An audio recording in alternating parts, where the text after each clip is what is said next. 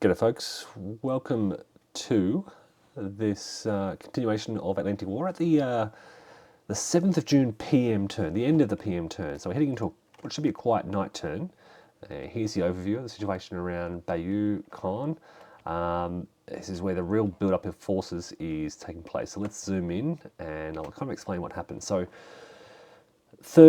British 3rd Infantry Division has crossed the Orne River, linked up with the 6th Airborne, created a very solid position here that is not only holding this off from the 21st Panzer Division, but actually will very soon be able to threaten the 21st Panzer Division's positions. So they are also digging in, and they're a bit worried about their ability to hold down here because the 21st Panzer Division is stretched out from, well, got some attached elements here all the way over to here. That's kind of, they're covering this broad area.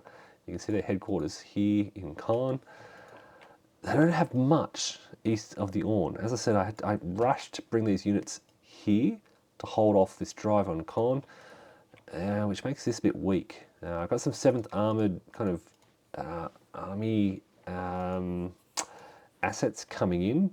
I'll probably send those to the east as well to hold off what looks like a 3rd Infantry Division counterattack building. Okay, so that's happening here.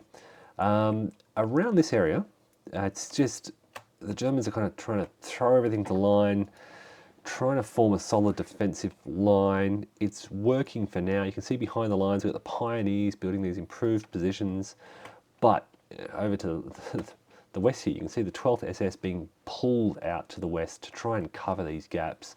So they're also being stretched. You've got 12th SS covering this broad area now as well, with their headquarters right in the centre here.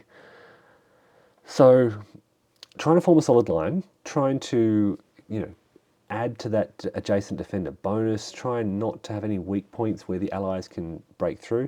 It's working so far. The Canadians, the 51st Division and the 3rd Canadian Division have just moved up the line and then sort of held. No attacks really taking place at all along here. And then it's kind of from this point on, 50th Division stretching out across this whole area. So they've marched through Bayeux carefully. They have then, enlarged this gap, largely because the Germans are pulling away from this. We're trying to prevent any breakthroughs and just keep some solid defensive positions. With the 12th SS out here, this should really help, but it's out to the further west where there's even more problems. So look, some solid defensive positions along here, look, the 8th Armoured Brigade is tough, but look, we'll see what happens. Being so close to the 12th SS, it's going to be tough for anything to happen along here. Germans also have set up their artillery behind the lines here. Reasonable ranges, so they can probably fire their artillery around this area. Range of 5, that's not the best position. 1, 2, 3, 4, 5, but look, they're there anyway. And behind the lines, as I said, 51st Division moving up. 49th starting to move up as well, and then 50th covering quite a broad area. They kind of linked up with the 1st and 29th around Omaha. You can see where the Germans have pulled back. Again, pulling away from the Americans, giving up some ground to maintain some sort of coherency and lines of communication and the like. Small movements around Omaha. This is really difficult terrain to move through. You can see kind of the one secondary road coming up to here. What's this area? Formigny. But that's about it. Everything else is just like, you got to walk through the bocage. It's very slow going through here. We've cleared out a lot of the strong points of Vincennes from the area, but it's still really slow going, moving from east to west, from Saint Laurent, Saint-Mer down to this position here. This has given the Germans some time to build some defensive positions, but they just don't have the troops to man it. So maybe I may be stretched too thin here. It's a small area to be stretched thin, but there just aren't a lot of Germans. I've got maybe 2 infantry battalions, 1, and 2, and not much else to throw in the mix. Some artillery behind the lines, which might help. Some 7th Army security unit from the headquarters coming up just to help out, but not much else. Oh, here we go, 7th Army, some more Army assets coming along the way. All right, and around this area, look, 4th Division was pretty busy.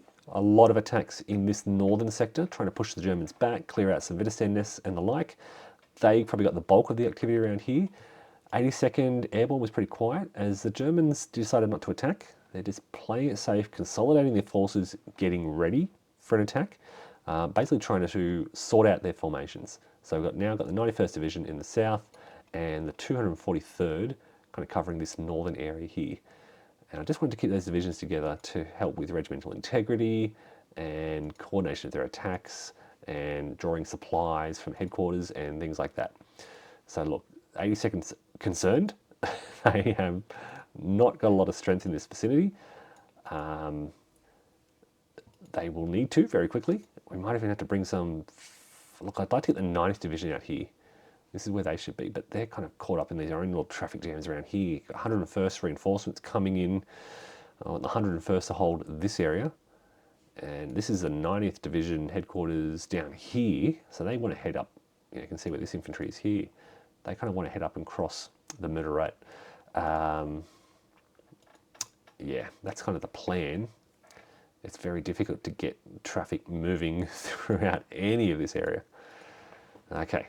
So that's kind of the situation. As I said, 4th was pretty busy in the north, 90th got a little bit busy and didn't do very well, and 101st fairly quiet down the south as we continue to build defences in this vicinity. So that's about it. Utah grinding those edges, Omaha slowly pushing east and west, 5th Division around Bayeux probably having the biggest area to cover of any Allied division, but also, a lot of gaps that they can look to exploit with the help of the 8th Armoured Brigade. 49th Division arriving, 3rd Canadians hitting the line, and probably won't be doing much. They're still also sorting themselves out. Then we've got 51st Division, which will hold the position to their right, to their left, sorry, on the right, between the 3rd Canadian and the Orne. And as I said, a night turn to come, so things should be pretty quiet for a little bit before we start to hit the 8th of June. All right, folks, thanks for watching and take care.